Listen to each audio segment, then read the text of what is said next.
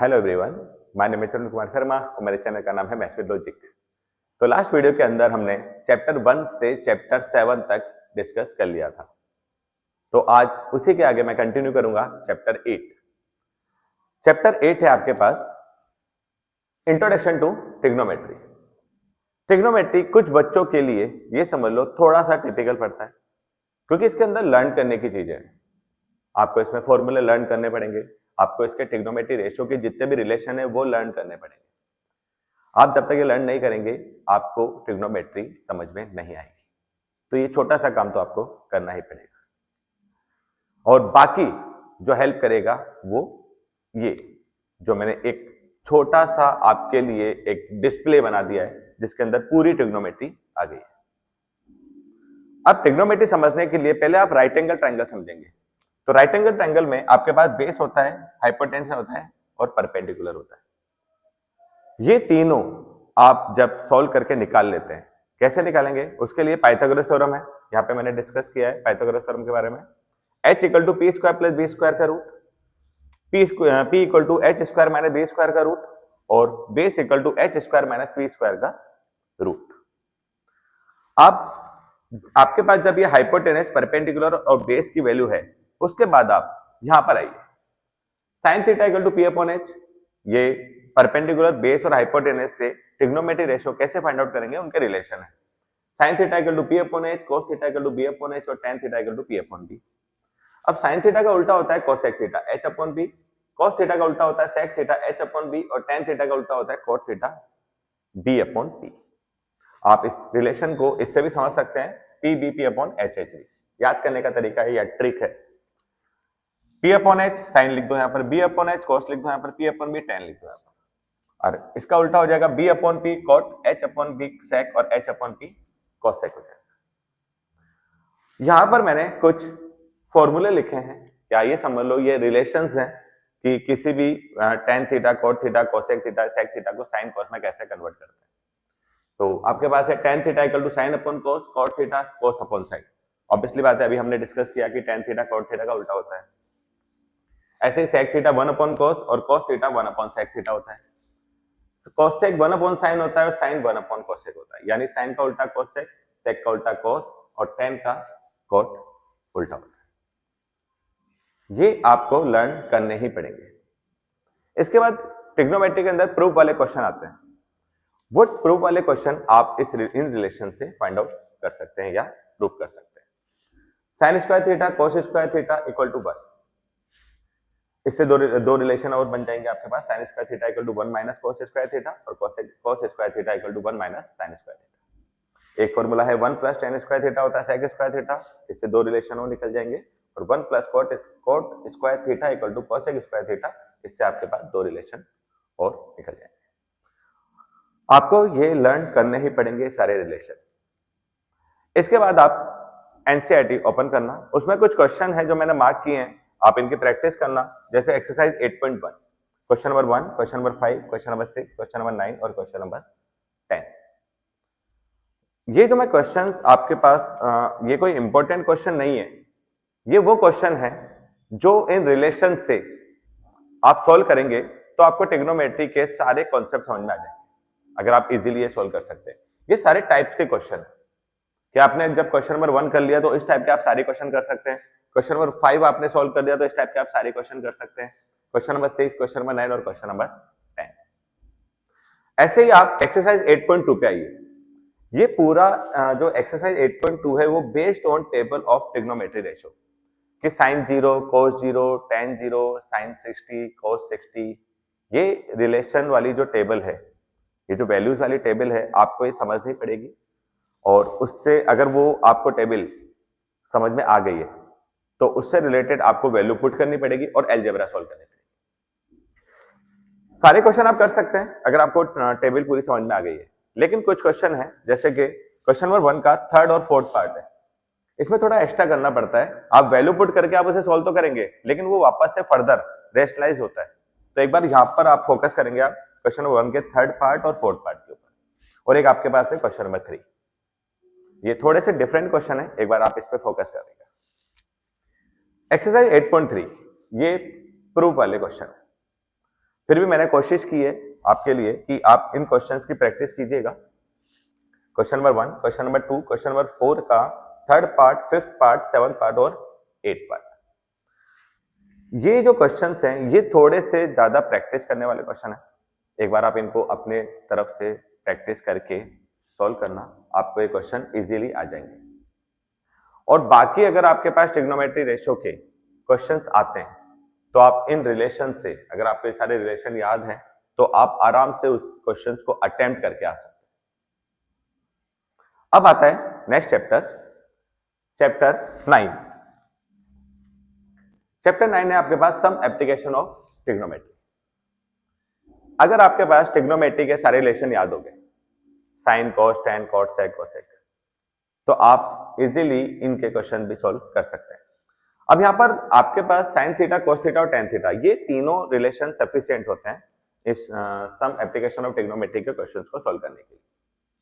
और इससे रिलेटेड मैंने यहां पर देखो ट्रिग्नोमेट्री रेशियो की टेबल बना रखी है कि साइन थीटा की वैल्यू 0 में क्या होती है, 30 में, 45, 60 और 90 में क्या होती है। ऐसे ही कॉस एंड टैन थीटा, ये तीन रेशियो अगर आप पढ़ लेते हैं या याद कर लेते हैं तो आप सम एप्लीकेशन ऑफ ट्रिग्नोमेट्री का क्वेश्चन सॉल्व कर सकते हैं। इसका एक बेसिक पार्ट और है, एंगल ऑफ एलिवेशन और एंगल ऑफ डिप्रेशन।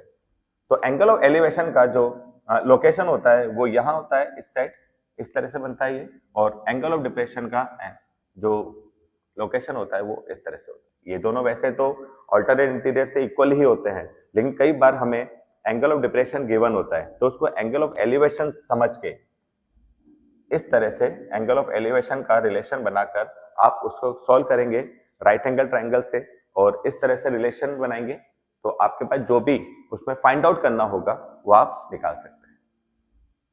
अब इसमें कुछ क्वेश्चन है जो इंपॉर्टेंट है, वो है question number 6, question number 8, question number 10, question number 12 और क्वेश्चन नंबर 15। मैं फिर बोल रहा हूं कि मैं जब भी आपको क्वेश्चन दे रहा हूं वो टाइप्स हैं।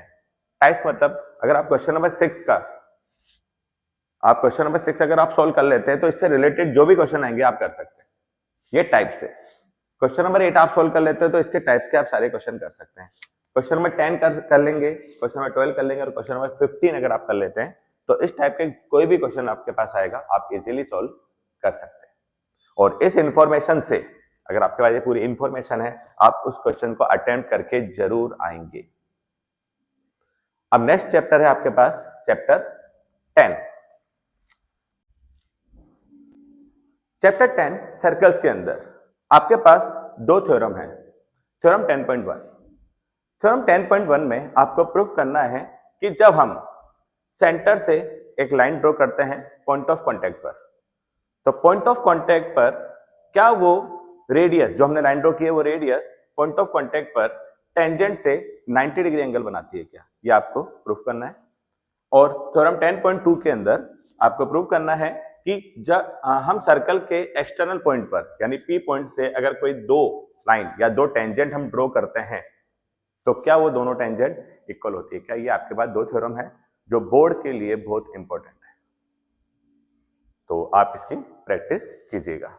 इसके अलावा कुछ क्वेश्चन आपके बन सकते हैं कि आपके पास दो सर्कल हैं, अब दो सर्कल हैं वो एक पॉइंट पे इंटरसेक्ट कर रहे हैं या फिर दो पॉइंट पे इंटरसेक्ट कर रहे हैं या फिर वो इंटरसेक्ट कर ही नहीं रहे, तो उस पे हम कितनी कॉमन टेंजेंट ड्रॉ कर सकते हैं, ये एमसीक्यू के क्वेश्चन बन सकते हैं। अब जैसे हमारे पास है पहला कि अगर वो एक पॉइंट पे इंटरसेक्ट कर रहे हैं तो आपके पास कितनी टेंजेंट बन सकती है, कॉमन टेंजेंट। मैंने यहाँ पे हेडिंग डाली है कॉमन टेंजेंट, तो यहाँ पे कितने कॉमन टेंजेंट है, 1, 2 और 3 कॉमन टेंजेंट ड्रॉ हो सकती है। अगर वो दो पॉइंट पर इंटरसेक्ट कर रहे हैं सर्कल्स तो कितनी कॉमन पॉइंट या कितने अपने टेंजेंट ड्रॉ हो सकते हैं, कितने कॉमन टेंजेंट हम ड्रॉ कर सकते हैं, 1 और 2 कॉमन टेंजेंट आ सकती है। और अगर वो इंटरसेक्ट नहीं कर रहे, दोनों सर्कल इंटरसेक्ट नहीं कर रहे हैं, तो आपके पास कितनी टेंजेंट आएगी, 1, 2, 3 एंड 4, आपके पास 4 कॉमन टेंजेंट आएगी। इसके अलावा मैंने कुछ क्वेश्चंस की लिस्ट बनाई है जो आप एनसीईआरटी से प्रैक्टिस कर सकते हैं, और ये वो क्वेश्चंस हैं जिस पे आपको ज्यादा फोकस की जरूरत है। तो हम देखते हैं एग्जाम्पल 2 बहुत इंपॉर्टेंट है, एग्जाम्पल 3। इसके अलावा एक्सरसाइज 10.1 में क्वेश्चन नंबर 3 एक्सरसाइज 10.2 के अंदर question number 4, question number 6, question number 7, question number 11 and question number 12, ये इन क्वेश्चंस की आपको प्रैक्टिस करनी है और इससे रिलेटेड क्वेश्चंस आप किसी भी रेफरेंस बुक से 2-3 क्वेश्चन आप सॉल्व कर लीजिए, आपका चैप्टर 10 बिल्कुल क्लियर हो जाएगा। अब नेक्स्ट चैप्टर पे आते हैं हम। चैप्टर 11 है आपके पास areas related to circles. Area related to circle के अंदर आपको समझना पड़ेगा लेंथ ऑफ आर्क। ये आपके पास देखो पिंक कलर में मैंने बनाया है, ये लेंथ ऑफ आर्क है। इसका फॉर्मूला होता है आपके पास length of arc equal to theta upon 360 into 2 pi R, या फिर इसको हम ये भी लिख सकते हैं theta upon 180 into pi R. Theta यहाँ पर क्या है, यहाँ पर थीटा है कि यहाँ पर आपके पास कौन सा एंगल बन रहा है सेंटर से, जो ये आर्क है इस आर्क से यहाँ पर कौन सा एंगल बन रहा है, ये थीटा होता है अपॉन 360 और 2 पाई आर। पाई की वैल्यू 122/7 होती है और रेडियस आपको गिवन होगी। नेक्स्ट है आपके पास सर्कमफेरेंस और एरिया ऑफ सर्कल। कई बार ये भी आ जाता है कि आपको सर्कमफेरेंस गिवन होती है तो आपको उसमें रेडियस और थीटा गिवन होगा, सर्कमफेरेंस गिवन होगी तो सर्कमफेरेंस से आपको पहले रेडियस निकालनी होगी, देन लेंथ ऑफ आर्क निकालनी पड़ेगी। तो मैंने यहाँ पे दोनों फॉर्मूले लिखे, circumference equal to 2 pi R और area of circle equal to pi R square. Next आता है आपके पास सेक्टर। आपने पिज्जा तो खाया ही होगा, तो पिज्जा के अंदर जो एक स्लाइस होता है वो पार्ट होता है सेक्टर। तो मैंने यहाँ पर देखो, यहाँ येलो पार्ट में है, ये है माइनर सेक्टर और ये जो व्हाइट पार्ट है ये है मेजर सेक्टर। क्वेश्चन में गिवन होता है कि क्या फाइंड आउट करना है। अगर मान लो फॉर एग्जांपल आपको area of minor sector find out करना है तो theta upon 360 into pi R square होता है, और अगर मेजर सेक्टर आपको फाइंड आउट करना है तो 360 माइनस थीटा कर देना। तो ये जो बचा हुआ यहाँ पर पोर्शन होता है ये वाला, ये 360 माइनस थीटा होता है upon 360 into pi R square, तो आपके पास मेजर सेक्टर का एरिया आ जाए। फिर आपके पास आता है सेगमेंट। ये सेगमेंट है, येलो पार्ट में मैंने बनाया है, ये है माइनर सेगमेंट और रिमेनिंग जो है वो है मेजर सेगमेंट। माइनर सेगमेंट का फॉर्मूला होता है theta upon 360 into pi R square minus R square upon 2 sine theta. तो थीटा आपको गिवन होगा यहाँ पर और रेडियस आपको गिवन होगी, आपको माइनर सेगमेंट इस फॉर्मूले से निकालना है, इस वाले फॉर्मूले। अगर मेजर सेगमेंट पूछता है तो मेजर सेगमेंट का फॉर्मूला है आपके पास 360 minus theta upon 360 pi R square plus, यहाँ प्लस आ जाएगा R square upon 2 sine theta. आप डायरेक्ट वैल्यू पुट कीजिए, मेजर सेगमेंट और माइनर सेगमेंट आपके पास आ जाए। इससे रिलेटेड क्वेश्चंस आप कर सकते हैं। मैंने पहले ही बोला है कि पर्टिकुलर किसी रेफरेंस बुक को मैं प्रमोट नहीं करूंगा। आप किसी भी रेफरेंस बुक से जिसके अंदर ज्यादा से ज्यादा क्वेश्चन बन सकते हैं, आप हर क्वेश्चन के 3-3, 4-4 क्वेश्चन आप सॉल्व कर लीजिए। इस टॉपिक से रिलेटेड आपकी पूरे चैप्टर की प्रैक्टिस हो जाएगी। अब आपके पास आता है क्वेश्चंस, तो हमने डिस्कस कर लिए क्वेश्चन कौन कौन से हैं, लेकिन कई बार आपके पास आ जाता है टाइम कि 5 मिनट के अंदर कितना एंगल बन रहा है, 30 मिनट के अंदर कितना एंगल बन रहा है, 20 मिनट में कितना एंगल बन रहा है। तो मैंने थोड़ा सा एक छोटा सा रिलेशन यहाँ पर बनाया है कि एंगल फॉर्म इन 60 मिनट 360 और angle form in 1 minute equal to 360 upon 60 equal to 6 degree. यानी आप बता सकते हो कि 1 मिनट के अंदर 6 डिग्री का एंगल बनता है 1 मिनट के अंदर। तो अगर आपके पास 20 आ रहा है तो आप 20 को 6 से मल्टीप्लाई कर दीजिए। अगर आपके पास 30 मिनट आ रहा है तो 6 डिग्री से मल्टीप्लाई कर दीजिए। अगर आपके पास 5 मिनट यानी 5 मिनट आ रहा है तो आपको 6 से मल्टीप्लाई कर दीजिए, आपके पास एंगल आ जाए। एक क्वेश्चन बनता है आपके पास 120 डिग्री का, 120 डिग्री। अब 120 डिग्री को आप कन्वर्ट कर सकते हैं कि 120 को आप लिख सकते हैं साइन 90 प्लस 30। तो 90 प्लस 30 होता है cos 30 और cos 30 को हम लिखते हैं √3/2। यानी आप डायरेक्ट, अगर आपके पास साइन 120 आता है तो आप उसे डायरेक्ट √3/2 लिख सकते हैं इस रिलेशन से। इस चैप्टर के भी मैंने कुछ क्वेश्चंस मार्क किए हैं और ये भी टाइप्स हैं कि कौन कौन से टाइप के क्वेश्चन आपके बन सकते हैं। जैसे exercise 11.1, question number 2, question number 3, question number 5, question number 7, question number 9, question number 11 और क्वेश्चन नंबर 30। तो इस एक्सरसाइज के अंदर इन क्वेश्चंस की अगर आप प्रैक्टिस कर लेते हैं तो ये चैप्टर आपके पूरा अच्छे से क्लियर हो जाएगा। तो नेक्स्ट चैप्टर पे आते हैं हम। नेक्स्ट चैप्टर है अपना चैप्टर 12 है आपके पास सरफेस एरियाज एंड वॉल्यूम्स। ये चैप्टर थोड़ा सा आपके साथ फ्रेंडली है क्योंकि आप क्लास 9 में भी पढ़ चुके हैं। तो इसमें आपके पास जो शेप हैं वो है आपके पास क्यूब, क्यूबॉइड, कोन, सिलेंडर, स्फीयर और हेमिस्फीयर। और इसके फॉर्मूले बनते हैं सारे। कौन कौन से फॉर्मूले बनते हैं इसके अंदर? जैसे क्यूब के अंदर आपके पास है टीएसए, टोटल सरफेस एरिया, जो होता है 6a square, LSA lateral surface area, 4a square volume है ए क्यूब और डायगोनल होगा a√3। ऐसे आपके पास क्यूबॉइड है, उसका फॉर्मूला है टीएसए, एलएसए, वॉल्यूम और डायगोनल का फॉर्मूला मैंने यहाँ पर लिख रखा है। ऐसे कौन है जिसका टीएसए का फॉर्मूला है, सीएसए का फॉर्मूला है वॉल्यूम का, और यहाँ पर स्लांट हाइट का भी फॉर्मूला मैंने यहाँ पर लिखा हुआ है। सिलेंडर के अंदर वही total surface area, curve surface area का formula, volume and base area. Base area मतलब उसका बेस जो होता है वो सर्कल होता है, तो ऑब्वियसली बात है उसका एरिया होगा पाई आर स्क्वायर।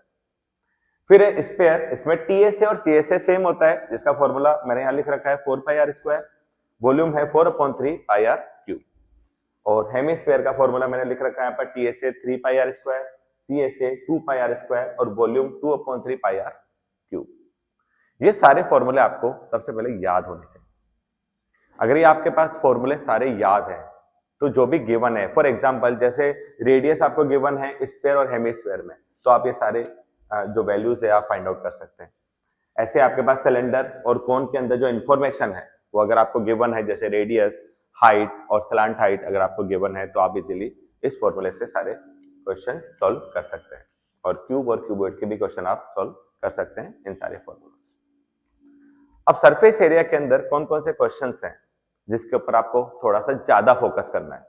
वैसे तो सारे क्वेश्चन ही आप सॉल्व करो तो ज्यादा अच्छा है, लेकिन कुछ क्वेश्चंस होते हैं जिसके अंदर हमें दोबारा प्रैक्टिस की जरूरत होती है, या दोबारा आपको उन क्वेश्चंस के निकालने की जरूरत होती है। वो है आपके पास exercise 12.1, question number 4, question number 5, question number 7 और क्वेश्चन नंबर 9। और एक्सरसाइज 12.2 है आपके पास क्वेश्चन 3, क्वेश्चन 5, क्वेश्चन 7 और क्वेश्चन 8।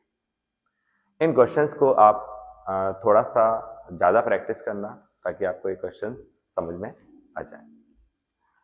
अब नेक्स्ट चैप्टर आपका बनता है चैप्टर 13 स्टैटिस्टिक्स। ये भी थोड़ा सा आपके साथ फेमिलियर होगा क्योंकि मीन, मीडियन, मोड आप पहले भी पढ़ चुके हैं। अब इसके अंदर सबसे पहला टॉपिक आता है मीन। मीन के आपके पास 3 मेथड है, direct method, assume mean method and step deviation method. और डायरेक्ट मेथड का फॉर्मूला है sigma F X upon sigma F. Assume mean method का फॉर्मूला है A plus sigma F D upon sigma F. और step deviation का method है A plus sigma F upon sigma F into H. अब आप इनसे related एक question आप कर लीजिए, आपको ये सारे मेथड समझ में आ जाएंगे। एक क्वेश्चन बनता है आपका मीन का, sum of observation upon number of observation. ये फॉर्मूला इस टाइप के क्वेश्चंस में लगता है, जैसे आपको इस तरह से डेटा दे रखा है कि 12, 11, 8, 9, 11, 13, 4, 11, 6 और आपको पूछा है कि भाई मीन क्या होगा, तो आप क्या लिखेंगे? Sum of observation upon number of observation आप अप्लाई करेंगे तो आपके पास मीन आ जाएगा। फिर आपके पास आता है मीडियन। अब मीडियन के अंदर आपके पास फॉर्मूला बनता है L plus N upon 2 minus C F upon F into H. C F क्या है यहाँ पर? Cumulative frequency. क्यूमुलेटिव फ्रीक्वेंसी आपके पास वो पूरा जो सम आता है फ्रीक्वेंसी को सम करके, वो आपको एक कॉलम बनेगा वहां पर, उसके अंदर आपके पास सी एफ आएगा। एफ आपके पास फ्रीक्वेंसी है, एल आपके पास लोअर लिमिट है और एच आपके पास क्लास इंटरवल। उसके अंदर दोनों में क्लास इंटरवल कितना है? 10 भी हो सकता है, 5 भी हो सकता है, 100 भी हो सकता है। अब मीडियन निकालने का ये भी फॉर्मूला होता है। यहां पे मैंने इवन लिखा है और यहाँ पे ऑड लिखा है। अब इस इवन और ऑड का मतलब क्या है? आपको ये जो मीडियन है वो इस टाइप के क्वेश्चन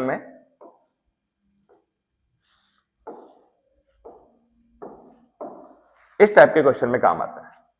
अब आप काउंट कीजिए 1 2 3 4 5 6 7 8 9 है। ये 9 मतलब ऑड। अगर इसमें मीडियन निकालना होगा तो आपको ये फॉर्मूला अप्लाई करना होगा।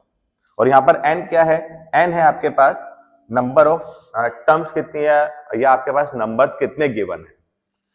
अच्छा एक चीज और, जब भी आप इवन और ऑड का फॉर्मूला अप्लाई करेंगे इस टाइप के क्वेश्चन के अंदर, तो आप पहले इसे असेंडिंग ऑर्डर में कन्वर्ट कर लेना, उसके बाद ही ये फॉर्मूला अप्लाई करना। अगर मान लो ये नंबर, इसके अंदर एक नंबर और ऐड कर लेते हैं, फॉर एग्जांपल अपन 7 कर लेते हैं। अब ये कितना हो गया, 1 2 3 4 5 6 7 8 9 10 हो गया। 10 मतलब इवन हो गया ये।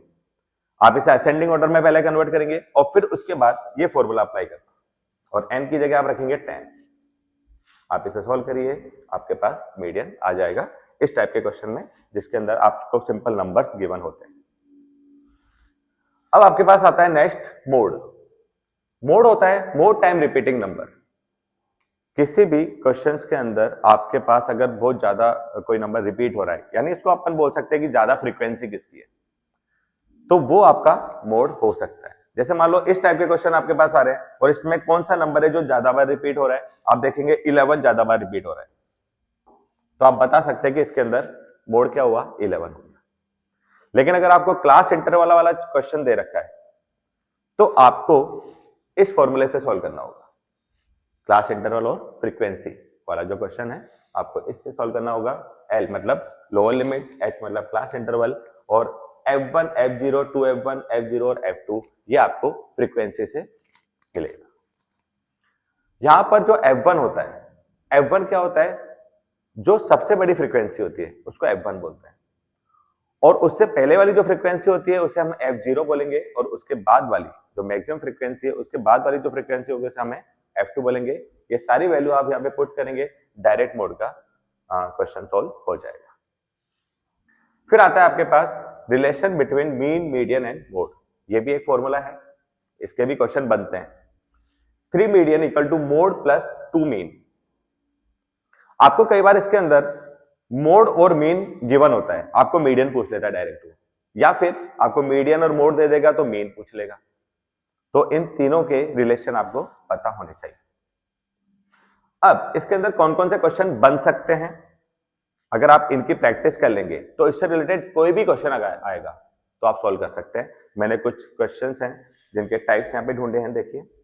एक्सरसाइज 13.1 क्वेश्चन नंबर 2 आप कर लीजिएगा, और क्वेश्चन नंबर 3 आप कर लीजिएगा। क्वेश्चन नंबर 2 सिंपल है, आपको इसमें मीन निकालना है बस। क्वेश्चन नंबर 3 में आपके पास अननोन फ्रीक्वेंसी फाइंड आउट करनी होगी, ये भी क्वेश्चन बनता है। भाई मीन का अगर सिंपल क्वेश्चन बन गया कि आपको मीन फाइंड आउट करना है, तो आप इन तीनों में से कोई भी मेथड अप्लाई कर सकते हैं। और अगर आपको मान लो फॉर एग्जांपल उसके अंदर मेंशन ही है कि एज्यूम्ड मीन मेथड अप्लाई कीजिए, तो आपको ये अप्लाई करना पड़ेगा। स्टेप डेविएशन अगर पूछ लिया तो ये अप्लाई करना पड़ेगा। और अगर कुछ भी नहीं पूछ रहा है, सबसे बेस्ट होता है मान लो उसमें सीधा बोल दिया कि फाइंड मीन, तो आप डायरेक्ट अप्लाई कीजिए, डायरेक्ट मेथड अप्लाई कीजिए। इजी होता है, जल्दी सॉल्व होता है, और आपके पास मतलब टाइम भी ये थोड़ा सा बचाता है। अब आपके पास आता है क्वेश्चन नंबर 5। इसके अंदर देखो कन्वर्ट इन एक्सक्लूसिव, ये इंक्लूसिव में लिखा होगा, आपके पास जो क्लास इंटरवल है वो इंक्लूसिव में लिखा होगा, आप उससे पहले एक्सक्लूसिव में कन्वर्ट करेंगे, देन आप उसको उसके अंदर मीन फाइंड आउट करेंगे। तो इस टाइप का भी एक क्वेश्चन आप सॉल्व कर लेना। क्वेश्चन नंबर 8 डिफरेंट CI, आप देखना 13.1 का क्वेश्चन नंबर 8 है, इसके अंदर क्लास इंटरवल के अंदर है ना जो डिफरेंस है वो अलग अलग है। तो एक बार आप इस टाइप का भी क्वेश्चन सॉल्व कीजिएगा। तो आपके पास सारे टाइप के क्वेश्चन आ गए मीन के अंदर। मीन इसके अंदर आप निकालेंगे डायरेक्ट, जो भी मीन है, डायरेक्ट मेथड है, एज्यूम मेथड है, या स्टेप डेविएशन मेथड है। इसमें question number 3 unknown frequency, convert in exclusive, different CI। अब इस टाइप के आप कोई भी क्वेश्चन बोर्ड के अंदर आएगा आप सॉल्व कर सकते हैं। फिर आपके पास एक्सरसाइज 13.2 मोड निकालना है, तो आप उसमें से कोई भी क्वेश्चन कर लीजिएगा, एनी क्वेश्चन, कोई भी मोड का एक क्वेश्चन आप हाथों से निकाल लीजिएगा ताकि आपकी प्रैक्टिस हो जाए। फिर एक्सरसाइज 13.3, इसके अंदर आपके पास क्वेश्चन 1 बनता है जो कि ये डायरेक्ट मीडियन, मतलब आपको मीडियन फाइंड आउट करना है तो सिंपल आपको दे दिया, आप मीडियन फाइंड आउट कर सकते हैं। क्वेश्चन नंबर 2 में अननोन फ्रीक्वेंसी, आप देखिएगा उसमें उसके अंदर x और y गिवन है, कि x और y आपको क्वेश्चन में गिवन होगा कि इसके अंदर फाइंड आउट करना है x और y। 13.3 क्वेश्चन नंबर 2 में आपको क्या करना है, अननोन फ्रीक्वेंसी फाइंड आउट करनी है। अननोन फ्रीक्वेंसी मतलब x और y की वैल्यू। फिर आपके पास क्वेश्चन नंबर 3 जिसके अंदर आपको CF गिवन होगा। कई बार बच्चों को पता नहीं होता कि CF गिवन है कि फ्रीक्वेंसी गिवन है। ध्यान रखिएगा कि अगर आपको क्लास इंटरवल के साथ दूसरे कॉलम के अंदर अगर नंबर्स इंक्रीजिंग ऑर्डर के अंदर है तो समझ जाना वो आपको क्यूमुलेटिव फ्रीक्वेंसी गिवन है, आपको उससे एफ निकालना है। तो ये आपके पास क्वेश्चन नंबर 3 है, वो एक बार आप सॉल्व कर लेना। उसके अंदर सी एफ गिवन है, आप उसमें एफ निकालिएगा और उसके बाद आप में उसके अंदर मीडियन फाइंड आउट करना। नेक्स्ट है आपके पास क्वेश्चन नंबर 4, जिसके अंदर आपको वापस से कन्वर्ट करना है इन एक्सक्लूसिव फॉर्म। जो आपके पास क्लास इंटरवल है उसे आप एक्सक्लूसिव फॉर्म में कन्वर्ट करना और फिर सिंपल मीडियन फाइंड आउट कर लेना। तो ये आपके पास सारे क्वेश्चंस हैं। ये क्वेश्चंस आप सारे टाइप के क्वेश्चन आप अगर सॉल्व कर लेते हैं तो इससे रिलेटेड कोई भी क्वेश्चन आएगा आप इजीली सॉल्व कर सकते हैं। आगे बढ़ते हैं हम नेक्स्ट चैप्टर पे, चैप्टर 14। Chapter 14 probability. ये भी आपने सुना हुआ होगा या फ्रेंडली होगा आपसे कि प्रोबेबिलिटी क्या होती है। अब इसके अंदर जो फॉर्मूले बन सकते हैं वो है probability equal to favourable outcomes upon total outcomes. और नेक्स्ट है आपके पास फॉर्मूला कि प्रोबेबिलिटी 0 और 1, मतलब 0 से लेके 1 तक हो सकती है, इन बिटवीन, यानी 1 से ज्यादा नहीं हो सकती और माइनस में नहीं हो सकती। नेक्स्ट है आपके पास PE plus P not E equal to 1, यानी मैं कह सकता हूं होने की प्रोबेबिलिटी और नहीं होने की प्रोबेबिलिटी का जो सम है वो हमेशा 1 होता है। इसे आप इस तरह से लिख सकते हैं PE plus P not E equal to 1 या PE plus P bar, E bar है ये, इक्वल टू 1। आपको इसमें जो क्वेश्चन गिवन होगा कि मान लो PE आपको गिवन है तो वो पूछ लेगा P नॉट E क्या होगा, या P नॉट E गिवन होगा तो PE पूछ लेगा। आप दोनों में से अगर आप सॉल्व करेंगे तो उसको सिर्फ 1 में से माइनस करना है, आपका आंसर आ जाएगा। इसमें जो क्वेश्चन बन सकते हैं, क्वेश्चन जो बनेंगे इसके अंदर वो है क्वेश्चन नंबर 9। क्वेश्चन नंबर 9 देखिएगा, इसके अंदर बॉल वाला क्वेश्चन है कि टोटल बॉल आपको गिवन होगी, आप उसे मतलब अलग अलग बॉल होगी, व्हाइट बॉल, ब्लैक बॉल या ग्रीन बॉल, आप उसे टोटल कीजिए, फिर ग्रीन बॉल का पर्टिकुलर पूछ लेगा या व्हाइट बॉल का पर्टिकुलर पूछ लेगा। तो आप ये फॉर्मूला लगाइए, आपके पास इजीली आंसर आ जाएगा। नेक्स्ट है आपके पास कॉइन्स। आप क्वेश्चन नंबर 10 देखिएगा। क्वेश्चन नंबर 10 के अंदर कॉइन्स का क्वेश्चन है कि 5 पैसे कॉइन है, 1 पैसे कॉइन है, 5 रुपीज कॉइन है। तो आप देखिएगा उसके अंदर वो कॉइन वाला क्वेश्चन है, आप सॉल्व कीजिएगा। क्वेश्चन नंबर 14 आपके पास है कार्ड्स वाला क्वेश्चन, कार्ड्स, प्लेइंग कार्ड्स। अब प्लेइंग कार्ड्स का रिलेशन आपको पता होना चाहिए कि कितने कार्ड्स होते हैं। उसके लिए मैंने थोड़ा सा यहाँ पर एक्सप्लेन किया है, देखिए जरा। प्लेइंग कार्ड के लिए कि 52 कार्ड होते हैं, 52 कार्ड्स को फर्दर डिवाइड कराए 26 कार्ड में दोनों को, तो 26 कार्ड होते हैं वो रेड होते हैं और 26 कार्ड होते हैं वो ब्लैक होते हैं। अब इसके अंदर आपके पास 26 कार्ड में फर्दर डिवाइड कर रखा है 13, तो 13 हार्ट होता है और 13 डायमंड, ये देखिए। और इसे डिवाइड कर रखा है, देखिए यहाँ पर 1 2 3, यानी 1 number card, 2 number card, 3 number card, 4 number card, और 10 के बाद आपके पास आता है जैक, J फॉर जैक, यहाँ पे लिखा हुआ है देखो जैक कार्ड। Q मतलब क्वीन कार्ड और K मतलब किंग कार्ड। और ये जो कार्ड्स होते हैं ये आपके फेस कार्ड हैं। कौन कौन से हैं फेस कार्ड? यहां पर है जैक, क्वीन और किंग, इन्हें बोलते हैं फेस कार्ड। आपने कार्ड्स में देखा होगा कि कुछ कार्ड्स के ऊपर चेहरे बने होते हैं, इसलिए उन्हें फेस कार्ड बोला जाता है। और ये फेस कार्ड कितने होते हैं? देखिए यहां पे 3 होते हैं, यहां पे 3 होते हैं, यहां पे 3 होते हैं और यहां 3 होते हैं, यानी टोटल कितने फेस कार्ड हो गए? ये हो गए 12 फेस कार्ड होते हैं। और ये जो 1 होता है इसे बोलते हैं हम एस कार्ड। जैसे हिंदी में हम इक्का बोलते हैं वैसे इंग्लिश में हम इसे एस कार्ड बोलते हैं। ये होते हैं अपने 4। अब यहां पे देखिए ये रेड है, दोनों रेड कार्ड हैं, इसे बोलते हैं हम हार्ट और इसे बोलते हैं हम डायमंड। वैसे ही यहां पर होता है ये क्लब और ये होता है स्पेड। और ये भी देखो ये 13 होते हैं, हार्ट 13 होता है, डायमंड 13 होता है, क्लब 13 होता है और स्पेड भी 13 होता है। इस तरह से टोटल कार्ड बनते हैं हमारे 52 कार्ड, जिसके अंदर 26 रेड कार्ड होते हैं और 26 ब्लैक कार्ड होते हैं। तो कार्ड से रिलेटेड कोई भी प्रॉब्लम प्रोबेबिलिटी में आती है तो आप बस ये ध्यान रखिए, आप सारे क्वेश्चन सॉल्व कर सकते हैं। तो आपके लिए जो क्वेश्चन नंबर 14 है वो इजीली सॉल्व हो जाएगा। इसके बाद आता है क्वेश्चन 17। ये बल्ब वाला क्वेश्चन है। इसमें आपको डिफेक्टिव और गुड वन बल्ब दिए होंगे, आप बस उसका टोटल करना है आपको, तो वो गुड वन पूछ सकता है या फिर डिफेक्टिव पूछ सकता है। इसके बाद आता है क्वेश्चन नंबर 24। ये 2 डाइस वाला क्वेश्चन है। जब हम 1 डाइस फेंकते हैं तो टोटल आउटकम होता है 6। अगर हम 2 डाइस फेंक रहे हैं तो उसमें टोटल आउटकम होता है 36। इसका पूरी जो पॉसिबिलिटीज है उसका मैंने यहाँ पर टेबल बना रखा है। देखिए, ये डाइस 1 हो गया 1 2 3 4 5 6 और ये डाइस 2 हो गया 1 2 3 4 5 6। तो इसके टोटल आउटकम कितने हैं आप काउंट कर सकते हैं, 6 6 36। ये पूरी 36 पॉसिबिलिटीज है 2 डाइस के अंदर। अब इसके अंदर जो 2 डाइस वाले क्वेश्चन है उसके अंदर आपके पास कोई भी क्वेश्चन बन सकता है और उसको इस टेबल से आप ऑब्जर्व कर सकते हैं और उसका आंसर फाइंड आउट कर सकते हैं। तो ये अपना लास्ट चैप्टर था, चैप्टर 14।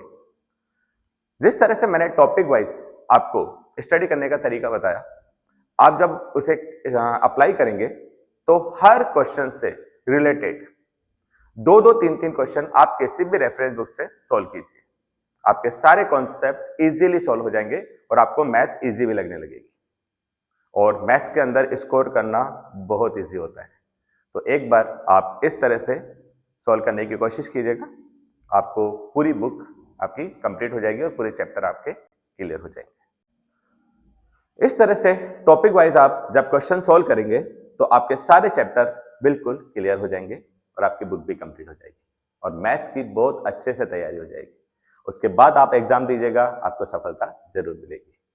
तो इस तरह से टॉपिक वाइज स्टडी करने का तरीका अगर आपको पसंद आया तो लाइक कीजिए, सब्सक्राइब कीजिए, अदरवाइज सजेस्ट कीजिए। और मेरे चैनल का नाम मत भूलिए, मेरे चैनल का नाम है मैथ्स विद लॉजिक, क्योंकि इस दुनिया में ऐसे कुछ नहीं होता है, हर बात में लॉजिक होता है। तो दोस्तों, अभी एग्जाम देना बाकी है, अभी सफल होना बाकी है। तो उसी मोटिवेशन के साथ मैं आपको एक कविता सुनाना चाहूंगा। परिंदे रुक मत, तुझमें जान अभी बाकी है, मंजिल दूर है पर उड़ान अभी बाकी है। आज या कल मुट्ठी में होगी सारी दुनिया, लक्ष्य पर ध्यान रखना अभी बाकी है। यूं ही नहीं मुकाम हासिल होते सारे, एक से एक बढ़कर इम्तिहान अभी बाकी है। क्या सोचकर बैठ गया है, अभी पूरी दुनिया को सफलता दिखाना बाकी है। तो दोस्तों, फिर मिलेंगे हम नेक्स्ट टॉपिक के साथ।